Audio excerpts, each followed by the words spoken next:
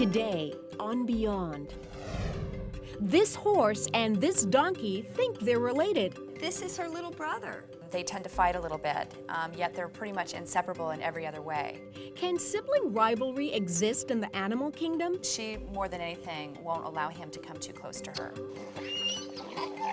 But first,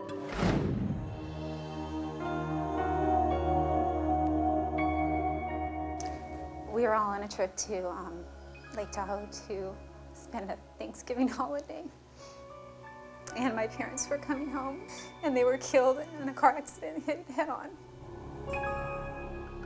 We were like your typical family before my parents were killed, and afterwards there was 4 of us kids, and we were just destroyed by it, and we fought over everything. We were all very young. My younger sister was 20, I was 23. And everybody thought that this was theirs and that was theirs, you know, so, and there was no will. So it was extremely, extremely bad. All of us kids kind of stayed together, and then my brother died. He was killed in a plane crash. My brother actually disowned us at a point right before he died over still belongings of my parents. So now it's my sisters, my 2 sisters and I, and we're just not close. There's nothing on earth, I feel, that should keep somebody, you know, not getting along for so many years. It's tragic in itself, in my opinion. I hope that, yeah, if we contact my parents and my brother, I think it would be a blessing for my sister and I, that we could have a stronger relationship. I believe that by being here today with James and hopefully contacting my parents, that my sister and I, and hopefully my other sister somehow, that we will all be closer together.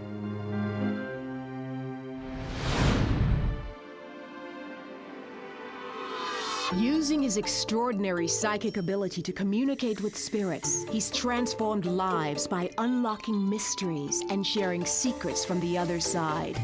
James Van Praagh, best-selling author, renowned medium, and your connection to the world beyond. Hi, Michelle. Oh my gosh. Hi. I was the one that wasn't going to cry. Oh, you're going to cry. That's part of it. Oh my gosh. And you're Colette. Hi, Colette. Nice to meet you. I'm James. Now, this is, I know your parents have passed over and your brother. And as I sit here, and right before the camera came on, I said you have 3 grandparents who are in spirit because they're all around you. And I also have your parents behind me, and they're yelling at me. So, hello. Okay, I'll be the referee. Oh,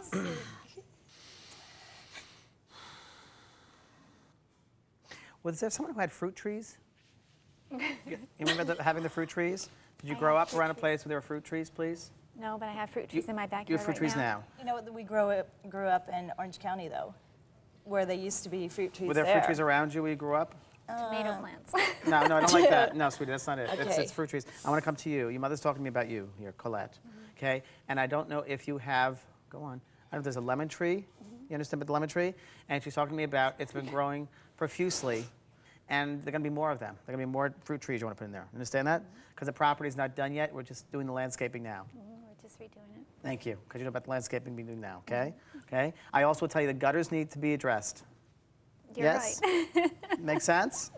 Yes or no? Yes. Okay? Yes. Because your father's piping in here. He's a disciplinarian in the family, by the way. When he comes in, you listen to Daddy because he is the disciplinarian, okay? Absolutely. He's a strong one. And he thinks that are there 4 of you all together in the family, 4 kids? Yes. 4 of my kids? Yes. Okay.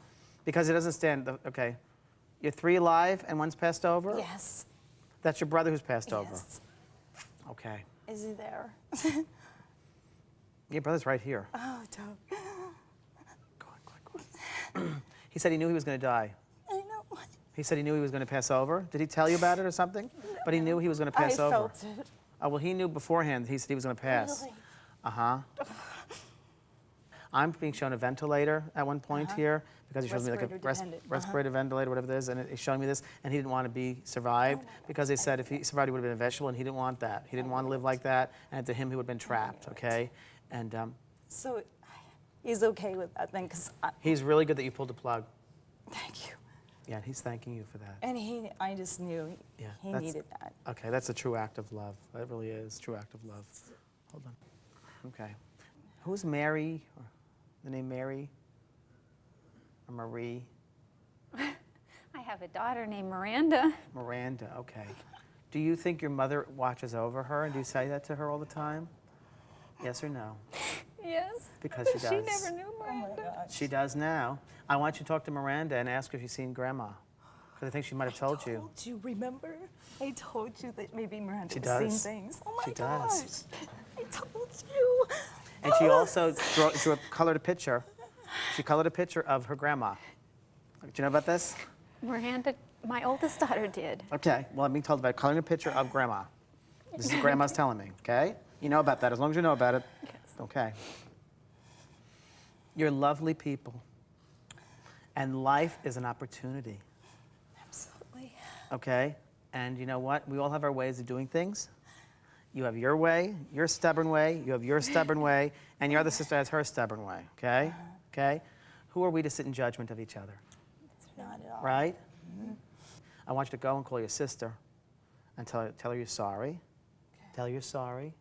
Tell her you're sorry. I will. I want to give her a lot of love, and that's what your mother's saying. And your father didn't deal with things emotionally, and he's telling me that part of the stuff that you guys have is not being able to deal with your emotions with one another because he never taught you how to do it. Do you understand that? Yeah, absolutely. And he said you have to find, and he's apologizing to you because he never would come out easily and say, I love you, okay? And it was very hard for him to say it, So right? he's saying that now? He's saying that now. He's saying, I love you. He's saying, I love you, okay? He said, don't wait until death before you tell someone you love them. It's too late. Your mother's showing me something to give to your sister, and it's from you. And your mother's giving me like a little heart, and I want you to buy that for your sister and give this to her. Okay. You understand? Give that to her and tell her you love her, and you guys need to talk it out, okay? All right. All right, ladies. Wow. I hope this helped you. You're welcome. Huge for me. Good. Thanks. You're welcome. Thank you. No idea. Okay. No Thank you, idea. sweetheart. I want you to talk to Miranda and ask her if you've seen Grandma. Now, according to James, your mom watches over your daughter. And then Michelle, you jumped in and said, I always knew that Miranda actually saw your mom. She had made comments about something. I don't know if you remember what it was. About Miranda being my only child that spoke to people like she had a friend. Yeah, I have 3 boys. My boys never did. Her other 2 children never did. And I But told Miranda her, always has I talked said, to you know somebody. what, Colette? I bet you anything that she actually sees somebody. And your mother's giving me like a little heart, and I want you to buy that for your sister and give this to her. I remember my mom wearing a floating heart necklace when she was alive, and I don't know if I have that necklace. Right. And so I was saying that, gosh, maybe I have that somewhere, and that's the necklace that my mom is speaking of, that she wants me to give to Sherry. Something that I have of my mom's personal belongings. Now, I'm watching you two, and you seem like you get along just fine. Did you also have some problems with each other, and you made up, or? All 3 of us girls have had issues, you know, back and forth basically since Mom and Dad died. And here you at the show sharing this experience together. What's your reaction to all this? It's overwhelming. It's very overwhelming for me. Well, I hope at Christmas the whole family will be around the table eating turkey, talking about our show and your experiences here. Absolutely. Maybe at Thanksgiving even. Oh, Thanksgiving's good too. Thank you so much. I'm glad you came. Thank you. Oh, I'm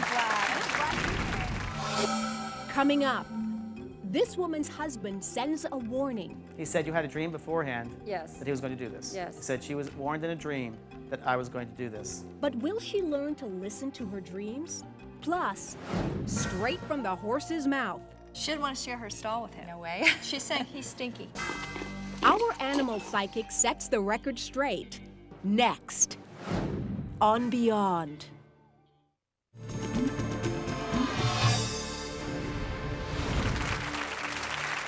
Welcome back. When people want to improve their communication with their pet, they reach out to our next guest. She is an animal communicator who is able to talk with living animals and also those who have passed. Please, let's welcome the author of Straight from the Horse's Mouth, Amelia Kincaid.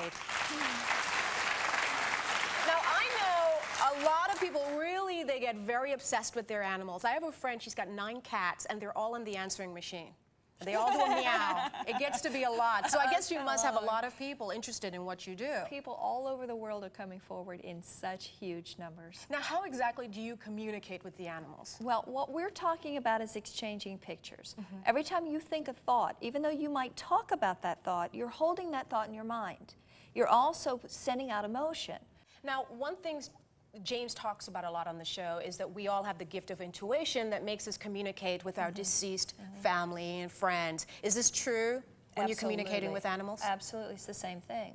If you don't learn how to trust that instinct, they can't get the information in. It's like you're running a computer program and they're trying to get you to see their computer program. And we all have the equipment. Okay. It's just learning how to develop the receptors inside our own brains. Okay. Well, we have a woman who needs your help. Her name is Angela, and she wants to know why her miniature horse just will not hook up with her miniature donkey. Here's her story. Well, this is Jedediah, and he's about 3 years old. He's a miniature Sicilian donkey. And over here is Snowflake, as she's known. She's a miniature horse, and she's about 8 years old. I used to keep them in a pen together, and Jed absolutely adores Snowflake, and she spends her entire time running around in circles trying to get away from him.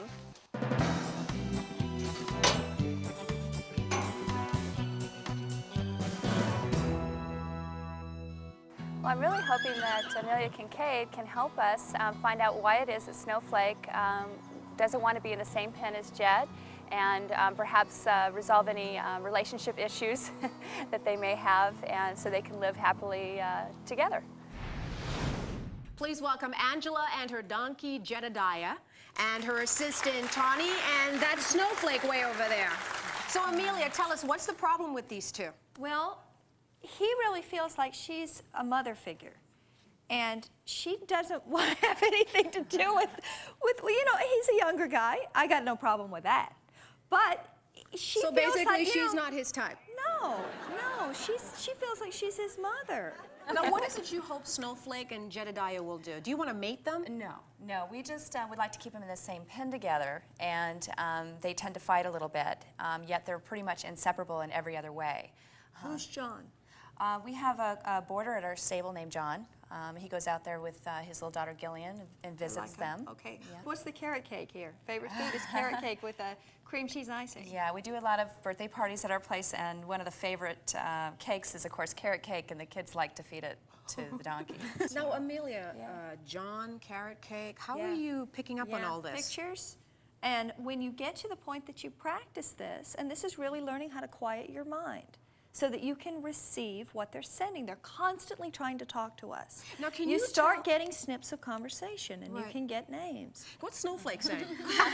She didn't want to share her stall with him. No way. She's saying he's stinky. Now, can you tell He makes a Snowflake? mess. Amelia, can you tell Snowflake she's got to chill and let Jedediah hang out in there? This is a matter of visualizing what you do want to happen. And also, it's going to take a little bit of time. I mean, this is a new relationship. He follows her everywhere she goes. She's the lead horse. Oh, absolutely. So if you can't make this donkey move, and if you take her forward first, he'll follow her. Yes. He's got to be led from the front. You can't push him from behind. I know a lot of men like that. Has Amelia said anything that you couldn't figure out on your own without coming here today? Well, actually, I didn't put together that perhaps because he's so young that it was more of a maternal thing. I thought that he was more interested in her as a love interest. So, you know, it makes sense with him being the age that he is, that it's more of a maternal instinct, and that makes a lot of sense because he does follow her. It's pretty much how we got him up on stage right now, is because he'll follow her anywhere. So. All right. Well, thank you very much. Thanks, Amelia. Thank you, Angela. Tawny, I hope this helped you guys out. Thank you very much. Now, if you're ever in the Los Angeles area, please stop by Adventures in Horsebacks in Agora Hills. And thanks again, you guys. You guys stay right here. We're not done with you yet. We'll be right back. Next, what is this woman so afraid of? Would you mind standing, and I'd like I to... don't know if I can. Okay. Find out next on Beyond.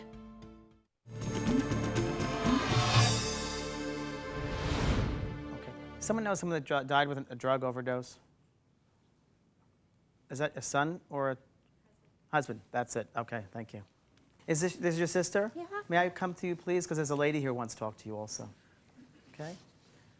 Okay. There's a woman here on the mother's side of the family. I'm not sure if it's your mother or if it's, hold on. Did you lose your mother then, please? Yes. Okay. Because she's around behind you, and this man, the husband, is behind you. I need your names. Patty. Patty, say it loud. Patty. Leona? Leona. Okay. And are there two more in the family? Yes. Thank you. Because your mama says there's two more that aren't here. And they should be. I'm going to come to you first, Patty, okay? I got to come to you first because this man that comes in here, it's very hard for him to come through, and I definitely see a wedding ring. So the end of the marriage happened. Hold on. He's talking about either there was going to be an end of the marriage was going to be, it ended, or there was going to be an end. Yes. Make sense to you? Yes. And before he passes over, didn't you talk about that? Yes. Or, okay, because there was talk about dissolving the marriage, right? Yes. Because you know what, Patty? Yes. God bless you. You put up with a lot of stuff, and you put up with more than most people. You understand that? Yes. Okay. He used to tinker with a lot of different things, too. Yes. He tinkers with stuff. He collected a lot of crap. Sorry. I shouldn't say that, I'm sorry. He collected a lot of junk. Yes. Which seems to other people useless, but for him, he would always collect these things. And I know that he's talking about you were warned not to marry him by the family. Yes. And early on, Yes. because no one liked him. Well, we're learning. We're here to learn. This is all about learning. This man wants to apologize to you, and he wants to say he's sorry that it caused you so much grief and pain in all the years you married. And it's almost like you forced yourself to be with him when you shouldn't have. How did he pass over, your husband? He committed suicide. Okay, was it drugs, though? Yes. He said you had a dream beforehand Yes. that he was going to do this. Yes. He said she was warned in a dream that I was going to do this. Okay? Yes. And he really needs to move on. He needs to move on. And today will help him to move on by your forgiving him. This will really help in his therapy to move on. Understand that? Yes. And there's a John somewhere also. Who's that? Yes. Please? It's our stepfather. Okay, who's passed over, yes? Yes. Because that's the father figure I was picking up earlier, and he wants to give you both tons of love, and he said, I was like their real father. Yeah. Understand that? He wasn't like he was the real father in you, okay? Because in this man's eyes, you can't do any wrong whatsoever. You make some bad decisions. You make bad choices. You jump into things and later say, whoops, what did I do that for? Yeah, that's what he's telling me here. And was there another marriage before this one? Yes. Yes, because it feels like you were pressured into that other marriage, and it was something you felt you had to do from other people. They pressured you into doing that, okay? All right? Yes. And too much stress you're carrying on from other people in your family. You carry it all yourself, okay? All right, I'll leave you with that. Thank God you. bless. This man wants to apologize to you, and he wants to say he's sorry that it caused you so much grief and pain. How did you feel hearing the apology? I really needed to hear, I didn't say this before, but I really needed to hear he was sorry for the things that he put me through. He's talking about either there was going to be an end to the marriage was going to be, it ended, or there was going to be an end. Were you separated at the time of his death? No, but a couple days before he committed suicide, I left on a trip. And before I left on the trip, I had told him that things had to end and that I just couldn't do it anymore. Leon, I want to just ask you a question about the reading, something James said. You make some bad decisions. You make bad choices. You jump into things and later say, whoops, what did I do that for? Did you agree with what James said? Oh, absolutely. Just a lot of, I never realized, I made that many bad decisions, but my marriages were both really bad. Was there a positive or a wow moment for you in the reading? When he said his name, it just was right on. What about for you, Patty? With the name, yeah. Every bit of it was just so right on that it was just like, So this was all positive for oh you? yeah, yeah, definitely, yeah. And for you too? Yes, yes. All right. I'm glad you have smiles. This is all good. Thank Yes, you. Thank you. If you'd like a chance for a reading with James, send a letter to Beyond, P.O. Box 4399, Hollywood, California, 90078.